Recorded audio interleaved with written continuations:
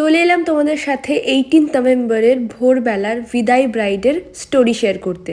তখন ঘড়ির কাঁটায় বাজে ঠিক 5:21।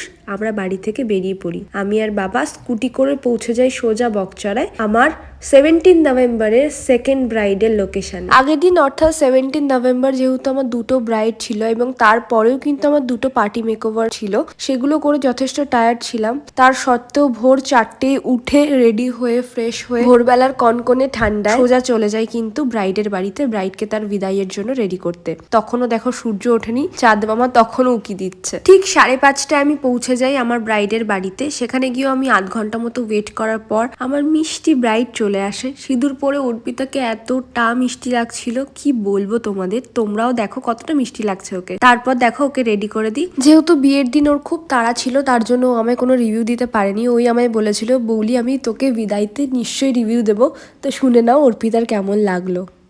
হ্যালো এভরিওয়ান, তো এই হচ্ছে আজকের আমার বিদায় ব্রাইড অর্পিতার বিয়ের সাজানো এবং হালদি সাজানোটাও তোমরা দেখেছো, সবাই খুব প্রশংসা করেছো, থ্যাংক ইউ।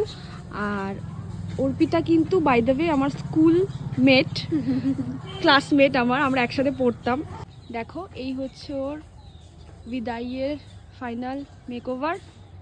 তো অর্পিতার কাছে শুনে নিই, ও আমার কাছ থেকে 3টে লুক নিল, কেমন লাগলো ওর?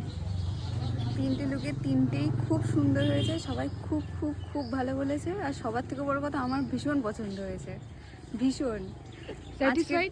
হ্যাঁ হ্যাঁ হ্যাঁ একদম। হালদি, তারপর তোর বৃদ্ধি, হলদি, তারপরে বিয়েরটা আর আজকেরটা। আজকে তো সকালে বিদায়ের এটা, তো সবকিছু একদম ঠিকঠাক, খুব পছন্দ হয়েছে আমার। থ্যাংক ইউ সো মাচ, খুব ভালো থাকিস, God bless you, best wishes for your married life, খুব ভালো থ্যাংক ইউ থাকিস। So much.